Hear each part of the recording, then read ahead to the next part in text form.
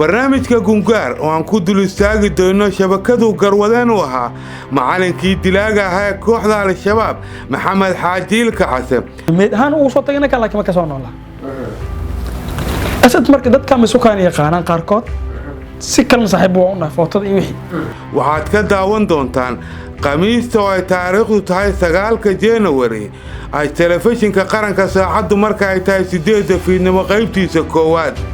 habeenka xiga oo jimcada taariikhduna ay tahay 10 January ayaad qayb labaad oo isla barnaamijka gungaar ka mid ah ka daawan doontaan 8 fiidnimo telefishinka qaranka yaa dilay Allah u naxariistay General Maxamuud Xaaji Cali soo banaanka fadhiya bug aan siinay maxaad ku ogtahay dilkii General Ismaaciil Makiyeele sidee loo dhigray General Quruur waa maxay dil dhagareed ama ikhtiyaal gaaditaan ikhtiyaal maciis waa gaaditaan horta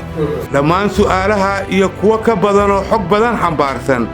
waxaad ku maqli doontaan barnaamijkeena gungaar ugu dambaynse maxay shabakadu garwadeenka u ah maxamed xaaji ilka case oo isugu jira kuwa la qabtay iyo maqanayaal ka muteen maxkamadda ciidanka waxay maxkamaddu ku xukuntay dil toogasho ah sidoo kale barnaamijka labada habeen ee aan idin madlay waxa uu ka bixi doonaa Radio Muqdisho saacadu marka ay tahay 9:00 fiidnimo isagoo cod ah cidii aan fursad u helin shaashada iyo raadiyaha midkoodna waxay ka daawan doonaan baraha aynu bulshada ku leenahay ee telefishinka qaranka garsoor iyo gungaar